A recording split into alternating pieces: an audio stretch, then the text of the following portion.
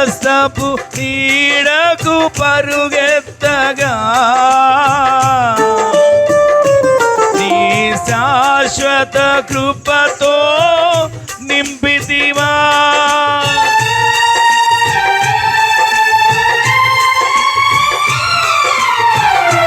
నీ హస్తపు నీడకు పరుగెత్తగా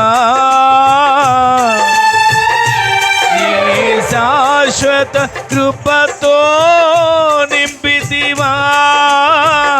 నీ సన్నిధిలో దీనుడనై కాచుకొనేదని కృపయన్నడు. నీ సన్నిధిలో దీనుడనై కాచుకొనేదని కృపయన్నడు. యేసయ్యా నీ కృపా నన్ను అమరత్వానికి